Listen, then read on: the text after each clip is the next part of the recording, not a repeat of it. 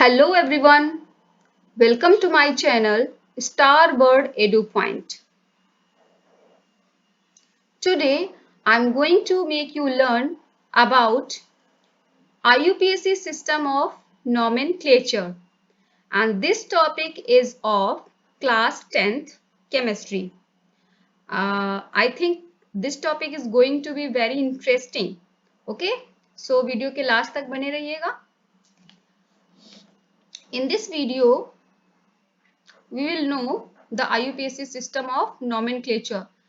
Nomenclature word means naming of any compound. Okay, so in this video we will learn how we can name the organic compound. Organic compound को आप carbon compound भी बोलते हैं, ठीक है, carbon compound. Okay, yes, see what is written in this slide. So you can see CH3,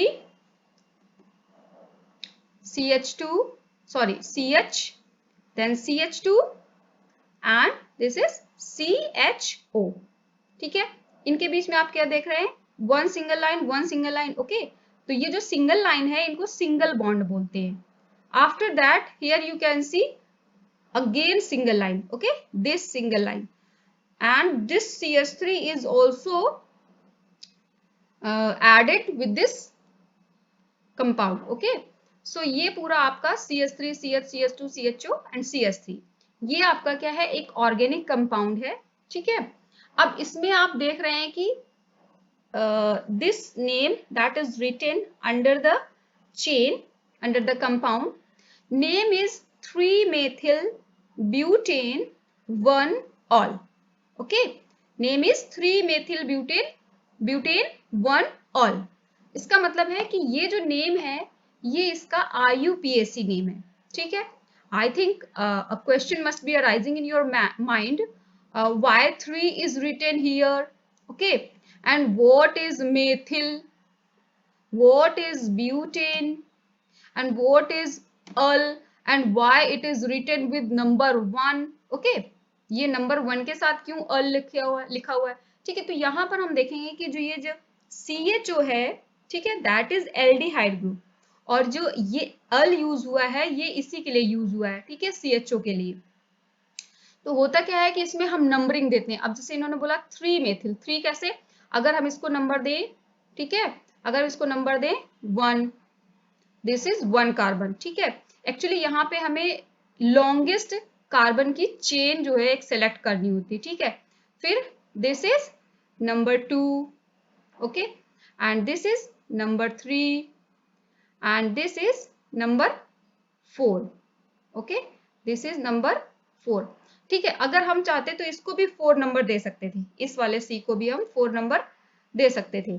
ठीक है, लेकिन कोई भी डिफरेंस नहीं होता इसमें. अगर हम चाहते तो नंबर 4 इसको दे देते तो क्या होता, 1 2 3 4, ये 4 हो जाता. ठीक है, और 4 ही टोटल हमारे पास है, तो 4 के लिए हम यूज करते हैं but. Okay, but, BUT, but, not but. Okay, और ये 3 नंबर पे आप देखिए, 3 नंबर पे अगर हमने कार्बन चेन बिल्कुल लीनियर ले ली है तो ये हमारा 4 नंबर ये है, और जो ये नंबर है ये 3 नंबर पे CH3 एडेड है. ठीक है, और जो मेथिल यूज हुआ है METHYL, मेथिल यूज हुआ है इस CH3 के लिए यूज हुआ है, इस CH3 के लिए यूज हुआ है मेथिल. ठीक है, उसके बाद में जो ब्यूट है तो 4 नंबर है, 4 कार्बन एटम्स हैं, इसलिए चेन में एक्चुअली जो 1 2 3 4 ये पूरी चेन है. चेन के लिए यहाँ पे जो ब्यूट यूज हुआ है क्योंकि 4 कार्बन एटम्स हैं. ठीक है, और जो अर्ल है ये हुआ है CHO. क्या है CHO, हमारा एल्डिहाइड ग्रुप है. तो this method of nomenclature is known as IUPAC system of nomenclature. Okay, so in this video we will know about some rules. According to these rules we name the organic compound. Okay, so first we will discuss about IUPAC system of nomenclature. ये क्या है और किस तरह से इसका origin हुआ, कैसे ये एग्जिस्टेंस में आया. ओके, तो IUPAC first we will know about the IUPAC. IUPAC stands for International Union of Pure and Applied Chemistry. Okay, starting में क्या था कि जब ये ऑर्गेनिक केमिस्ट्री का जब डेवलपमेंट हो रहा था, एक तरह से डेवलप हो रही थी, न्यू न्यू इसमें जो कंपाउंड्स आए वो ऐड हो रहे थे, तो उसमें हुआ क्या कि पहले तो स्टार्टिंग में जो नेमिंग थी वो की गई थी according to the origin of the organic compound, है ना, कहाँ से हम वो ऑर्गेनिक कंपाउंड ऑब्टेन कर रहे हैं उसके अकॉर्डिंग उसका ऑर्गेनिक कंपाउंड का नॉमेनक्लेचर होता था, उसको नाम दिया जाता था। ठीक है, जैसे एग्जाम्पल के लिए है कि फॉर्मिक एसिड, फॉर्मिक एसिड आपका एक ऑर्गेनिक कंपाउंड है and this is obtain from the ant, okay, और and the Latin name of ant is formicae. ठीक है, Latin name of ant is formicae. Formicae से क्या होता है, फॉर्मेसी से ही फॉर्मिक एसिड लिया गया है, क्योंकि जो we are obtaining the substance और solution, it is a acid, तो इसका नाम क्या दिया गया, formic acid, because we are just obtaining this acid from the ant and the Latin name of ant is formicae. तो इसी तरह से ऑर्गेनिक कंपाउंड्स की नेमिंग उस समय हो रही थी। ठीक है, but after period of time we realise that there is a difficulty to give name of to different organic compounds. ठीक है, बहुत ज्यादा प्रॉब्लम होने लगी क्योंकि जो कंपाउंड्स थे वो बहुत ही ज्यादा लार्ज हो गए, इतने ज्यादा हो गए नंबर में कि उनको नाम देना बहुत ही प्रॉब्लम हो रही थी। तो that's why then IUPAC comes in existence and it made some rule for the naming. Okay, so that's why this is known as IUPAC system of nomenclature. Okay, so the IUPAC name of an organic compound normally consists of 4 parts. जो IUPAC names लिखे जाते हैं वो 4 parts में लिखे जाते हैं। ठीक है, जैसे हमने पहले क्या देखा था, 3 मेथिल ब्यूटेन 1 ऑल। ठीक है, वहां पर भी आपने देखा कि कुछ इसी तरह के 4 पार्ट्स में लिखा गया है। तो first part is known as prefix and second part is known as word root and third one is known as primary suffix, last and fourth part is known as secondary suffix. ठीक है, ये जो हमारे 4 parts हैं जिसमें कि names लिखे जाते हैं IUPAC। Actually this is a word this is a vast area of nomenclature, so we will cover in parts. Okay, today we will cover only these 2 parts, prefix and word root. So let's see about prefix. Prefix, actually prefix or prefix, you as you like you can say. Okay, so by the name you can understand prefix, pre मतलब पहले और fix मतलब जो आता है या जो लिखा जाता है। ठीक है, so ये क्या है आपका, पहले लिखा जाता है, जो नेमिंग जब स्टार्ट करते हैं तो सबसे पहले आता है। It denotes the substituent group. ठीक है, एक्चुअली सब्स्टिट्यूएंट ग्रुप वो होता है जो कार्बन चेन में इंक्लूड नहीं होता है। जैसे कि वहां पे क्या था, आपने देखा होगा नीचे की तरफ एक सिंगल बॉन्ड के साथ CH3 नीचे जुड़ा हुआ था जिसको हमने नंबर नहीं दिया था। ठीक है, so that is known as substituent group. Okay, ये कार्बन चेन में नंबरिंग में ऐड नहीं होता है। Yes, this is the table that is of substituent. Okay, यहां पर आप देख सकते हैं Cl is written here, Cl is written and this line is denoting single bond.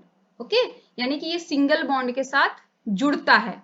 ठीक है, and the prefix that is used for Cl is known as chloro. ठीक है, जिस भी चेन में ये जुड़ा होगा वहां पे प्रेफिक्स यूज होगा क्लोरो। अगर Cl कहीं पे ऐड है चेन में तो क्या नाम होगा, chloro. Then Br, as we know this is bromine. Okay, so prefix that is used for bromine is bromo. Next one is NO2 and prefix for it nitro. Then CH3. Okay, and the prefix for CH3 is methyl. Next one is C2H5 and the prefix for C2H5 is ethyl. then C3H7 and prefix for it propyl. Here we are just seeing there are carbon and hydrogen atom in these three. Okay, यहाँ पे क्या है, carbon atom 1 है और यहाँ पे क्या है, हाइड्रोजन 3 है. इस तरह से कार्बन एटम 2 है और यहाँ पर 5 हाइड्रोजन, इसमें 3 और इसमें 7. तो आप देख सकते हैं कि जो इसमें नंबर ऑफ एटम्स चेंज हो रहे हैं बट C और H ही लिखे हुए हैं. और फिर नंबर ऑफ एटम्स से क्या हो रहा है, इनका नेम भी चेंज हो रहा है, मेथिल, एथिल, प्रोपिल. ठीक है, तो इसी तरह से आपका आगे भी हो सकता है C4, C5. ओके, सो ये और भी हो सकते हैं, इनके बारे में आगे हम डिस्कस करेंगे. बट यहाँ पर एक चीज जो है नोटिस करने की कि इसका नाम मेथिल है. ठीक है, तो यही चीज हम आगे वाले इसमें डिस्कस करेंगे कि अगर आपके पास वर्ड रूट टॉपिक में हम डिस्कस करेंगे, अगर कार्बन चेन एक एटम की बनी हुई है, सॉरी एक कार्बन एटम है, तो उसमें क्या होगा, मेथिल जुड़ेगा. तो इसी तरह से हमने नेम दिया है, जैसे पीछे हमने क्या दिया था, 3 मेथिल. वहां पे क्या था, उस पूरी कार्बन चेन में नीचे जो एक अलग से सब्स्टिट्यूएंट ग्रुप जुड़ा था वो क्या था, सिर्फ CH3 था, इसलिए उसका नाम दिया गया था मेथिल. और थर्ड नंबर पे जुड़ा था इसलिए 3 मेथिल. ठीक है, ये धीरे धीरे आपको क्लियर होता जाएगा. Okay, let's see next slide. Yes, this is of word root. So what is word root? Word root is also known as root name. Word root is also known as root name and it denotes the carbon atoms. It denotes the carbon atoms in the longest chain. ठीक है, जब भी IUPAC हम लोग nomenclature के लिए system जब हम यूज करते हैं तो उसमें क्या करते हैं, ट्राई करते हैं कि चेन हमारी लंबी से लंबी हो. ठीक है, और जैसे आपने वहां देखा CHO आपका एक फंक्शनल ग्रुप है और कोशिश करते हैं कि इसी तरह के जितने भी फंक्शनल ग्रुप होते हैं उनको लोवेस्ट नंबर दिया जाए. ठीक है, उनकी नंबरिंग स्टार्टिंग में हो या कम से कम उनको नंबर दिया जाए. ठीक है, चेन आपकी कितनी भी बड़ी हो. ठीक है, तो this is about word root. Yes, this is table that is of word root. First, it is written here chain length.